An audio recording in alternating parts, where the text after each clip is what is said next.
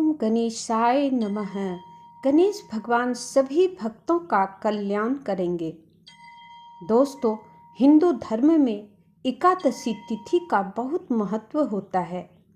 एकादशी के दिन भगवान विष्णु एवं माता लक्ष्मी की विधि विधान से पूजा की जाती है। एकादशी का व्रत रखा जाता है और शुभ फलों की प्राप्ति होती है। ऐसे में एक एकादशी है जिससे पुत्र की प्राप्ति और पुत्र के सुख सौभाग्य और सुख समृद्धि के लिए व्रत रखा जाता है।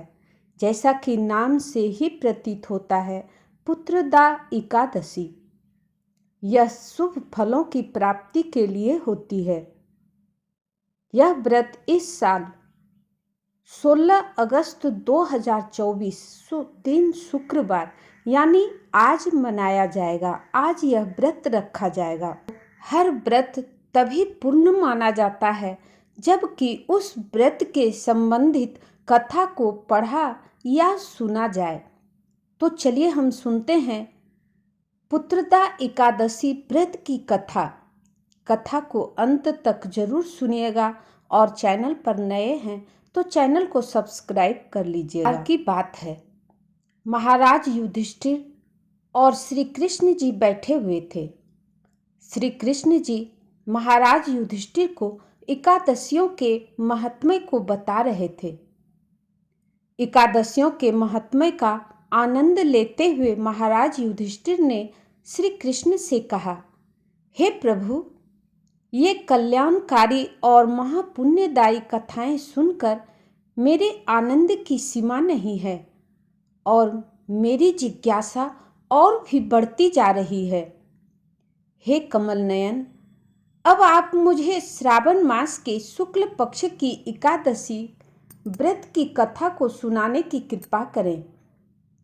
इस एकादशी का क्या नाम है तथा इसके व्रत का क्या विधान है, इसमें किस देवता का पूजन किया जाता है और इसका व्रत करने से किस फल की प्राप्ति होती है।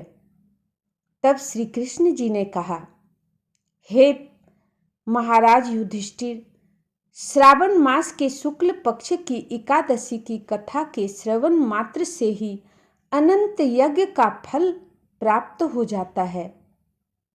हे राजन, द्वापर युग के आरंभ में ही महिष्मति नाम की एक नगरी थी। उस नगरी में महिजीत नाम का एक राजा राज्य करता था।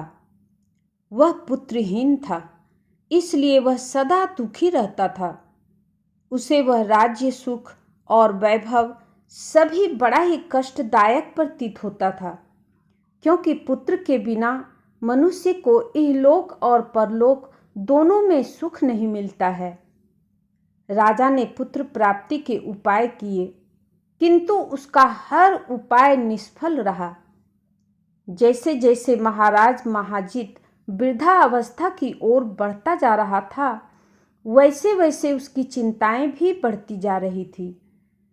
एक दिन राजा ने अपनी सभा को संबोधित करते हुए कहा, न तो मैंने जीवन में कोई पाप किया है और न ही अन्यायपूर्ण प्रजा से धन एकत्रित किया है, न ही कभी प्रजा को कष्ट दिया है और न कभी देवता और ब्राह्मणों का निरादर किया है। मैंने प्रजा का सदैव अपने पुत्र की तरह ही पालन किया है। कभी किसी से ईर्ष्या भाव नहीं किया, सभी को एक समान समझा है। मेरे राज्य में कानून भी ऐसे नहीं है जो प्रजा में अनावश्यक डर उत्पन्न करे।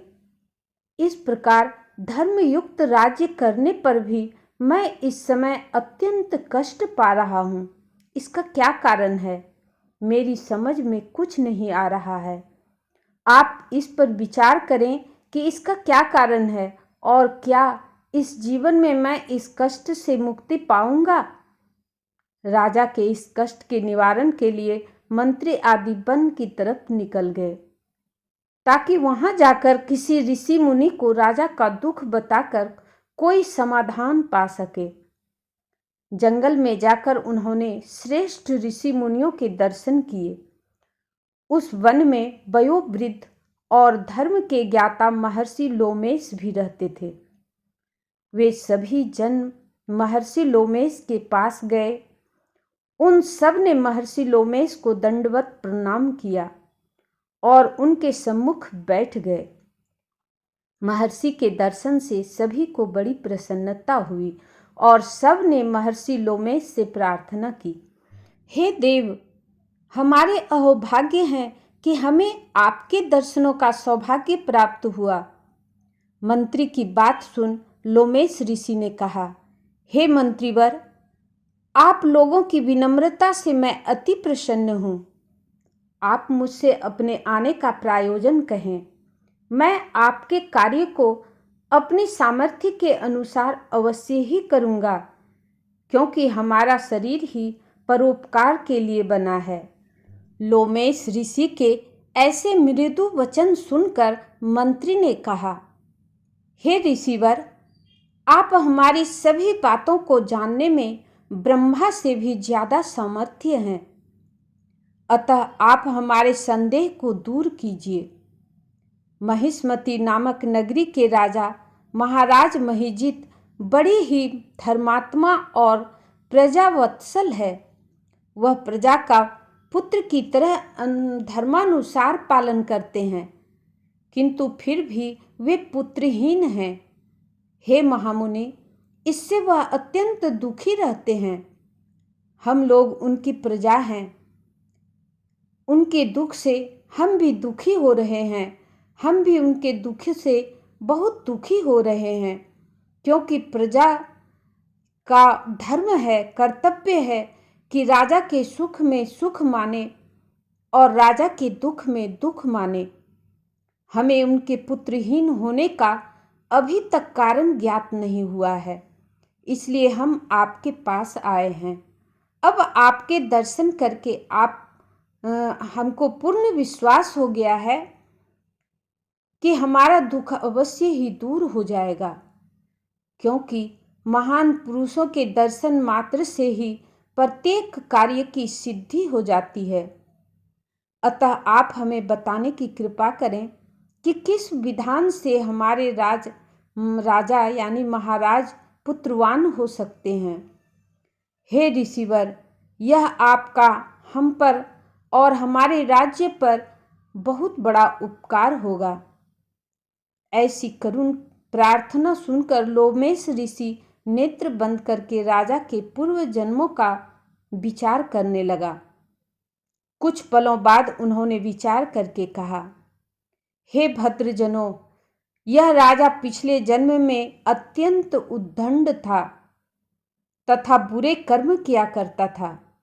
उस जन्म में यह एक गांव से दूसरे गांव में घूमा करता था।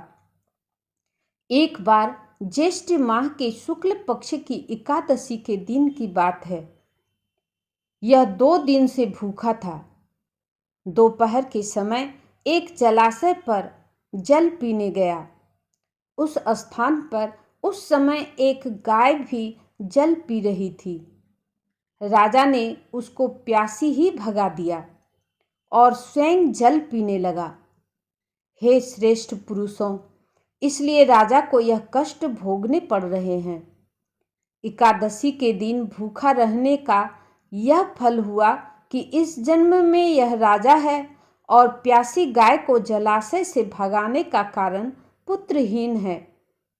यह जान सभी सभापद प्रार्थना करने लगे कि हे ऋषि श्रेष्ठ, शास्त्रों में ऐसा लिखा है कि पुण्य से पाप नष्ट हो जाते हैं। अतः कृपा करके आप हमें कोई ऐसा उपाय बताइए जिससे हमारे राजा के पूर्व जन्म के पाप नष्ट हो जाएं और उन्हें पुत्र रत्न की प्राप्ति हो।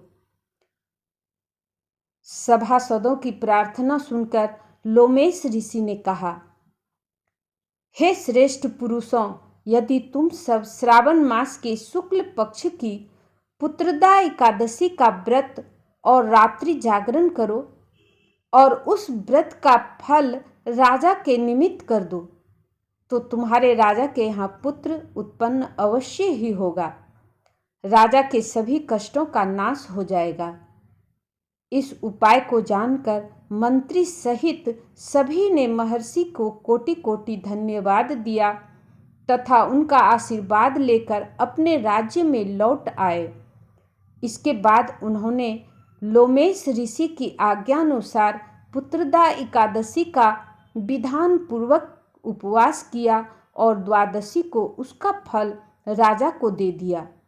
इस पुण्य के प्रभाव से रानी ने गर्भ धारण किया और 9 महीने के पश्चात एक अत्यंत तेजस्वी पुत्र को जन्म दिया। हे राजन, इसलिए इस एकादशी का नाम पुत्रदा एकादशी पड़ा।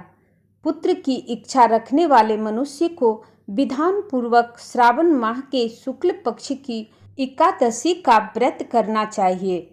इस व्रत के प्रभाव से इहलोक में सुख और परलोक में स्वर्ग की प्राप्ति होती है।